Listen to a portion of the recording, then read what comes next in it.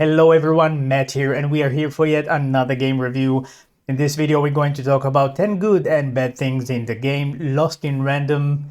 Be aware this video may contain spoilers.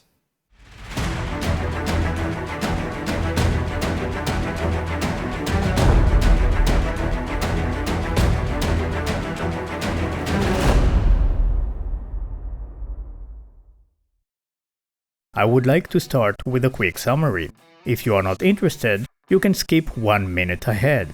Lost in Random is a third-person action-adventure game. It was developed by Zoink and was published by Electronic Arts. In September 2021, the game was released for Microsoft Windows, Nintendo Switch, PlayStation 4, PlayStation 5, Xbox One and Xbox X and S series. The game tells the story of Even, who lives in Onecroft, a city in Random Kingdom. Even's sister, Odd, has been taken by the evil queen when she turned 12 years old, as part of the kingdom rules. Not long after, Even gets a visit by a ghost that leads her to a path of rescuing Odd. During her adventure, Even meets Dicey, a powerful dice cube that helps Even along the journey. Other than Dicey, Even meets plenty of different and interesting characters along the way. So let's jump right into the list of 10 good and bad things in the game Lost in Random. We will start with the 5 good things. Number 1. The combat.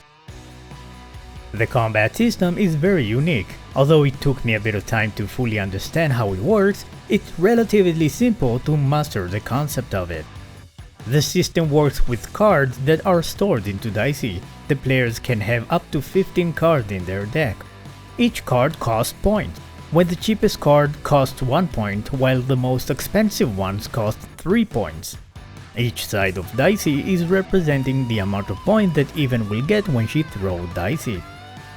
Now that we established these details, let me explain how it works. During combat, the enemies grow crystals on their body. Even need to break these crystals in order to collect energy for Dicey. She can use her slingshot to break those crystals, but there are also some other ways as well. After gathering enough energy, random cards from the player's deck are available to use. Even can use these cards by throwing Dicey on the ground and see how many points she can use. For example, if Dicey fall on the number 1 side of the dice, Even can use 1 point. And if Dicey will fall on the number 5 of the dice, Even can use 5 points. Each card has its own features. It might be a weapon, a healing item, or even a bomb. All of it is effective during combat. Number 2. The appearance. This game's style reminds me of some of Tim Burton movies. Yes, including The Nightmare Before Christmas. The art is very interesting and look a bit like Coraline as well. I wouldn't give my eyes to anyone over there anyway. The game is grim but also comical in some perspectives. It's very depressing sometimes as well, but it is very beautiful. The character design and appeal are very unique, and the characters are also very sketchy sometimes as well. The level design is simple and understandable. Although it can be easy to get lost in some spaces, there are a lot of good indicators and changing factors that can help the player find his path pretty easily. The animations and particles are pretty well done as well.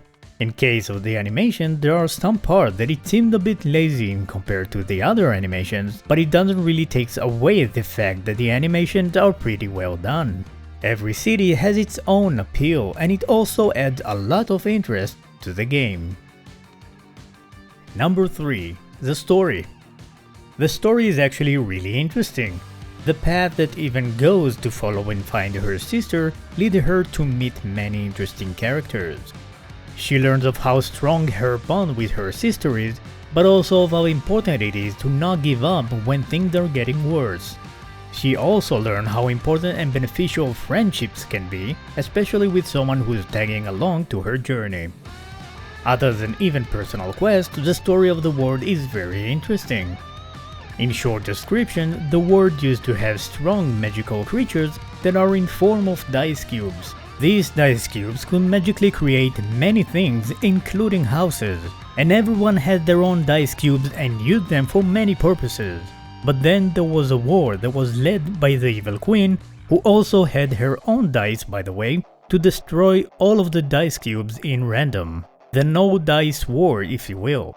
The evil queen had won the war, destroyed all the dice cubes, and began her reign of tyranny, all that while keeping her own black dice.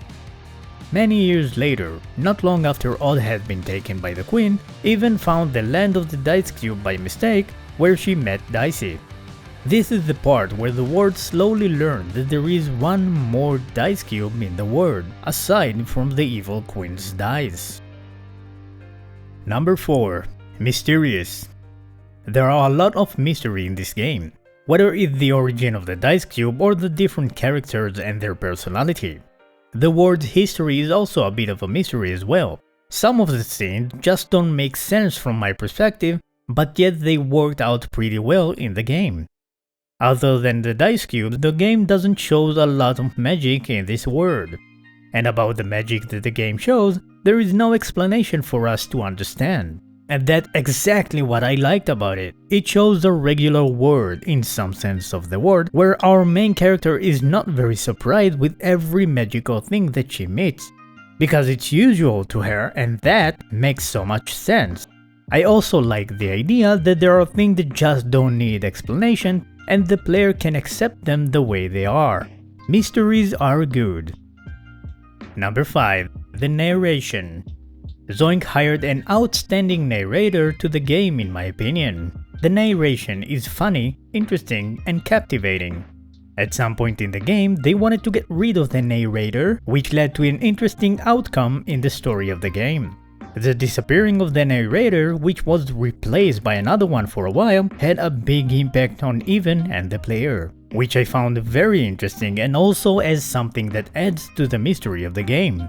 As to it also impact Even herself, which is kind of breaking the fourth wall in this case. The narration is pretty well done in general. I would like to take a few seconds of your time and talk about our sponsor. Overpowered Clothing, a clothing company for gamers. In their website you can purchase t-shirts, long sleeve shirts, and hoodies. You can also find clothes where you can add your own tagline to them.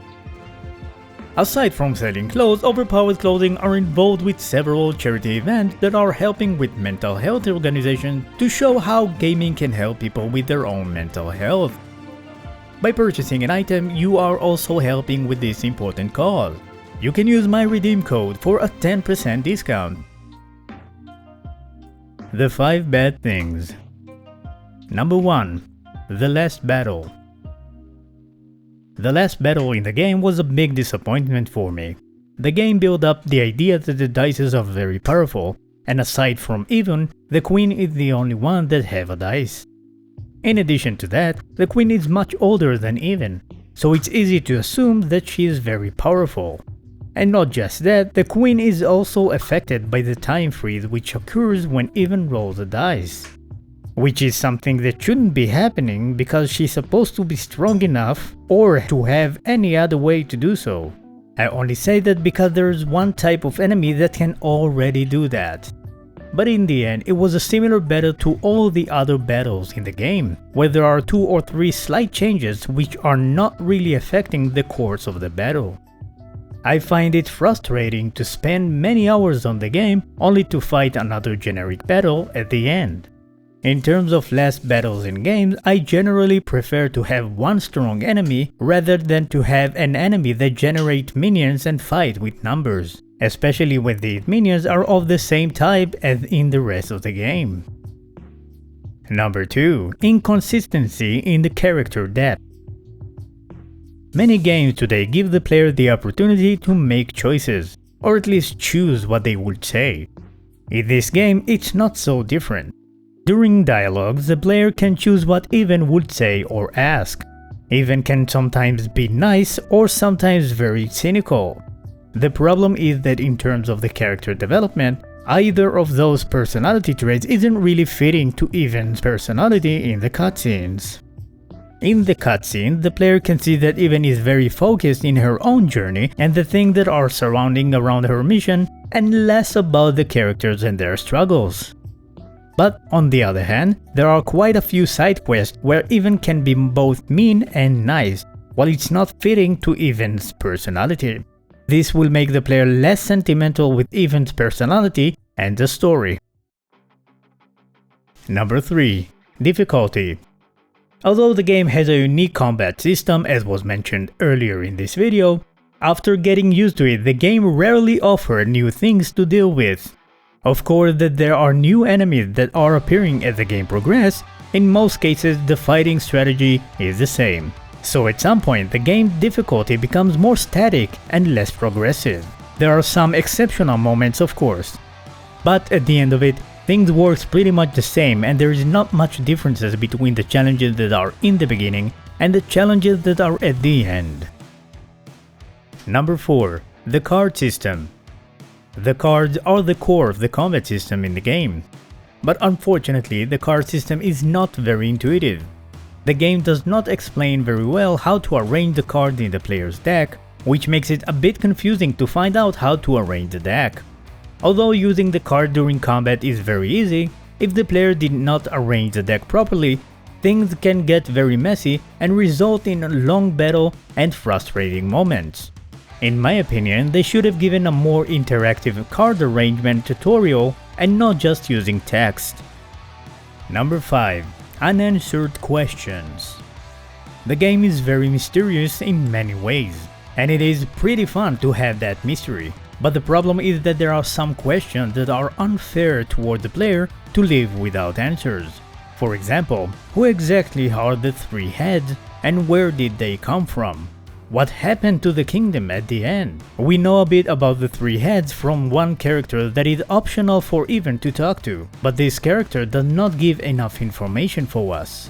And at the end of the game, there is no indication of what happened after the last fight.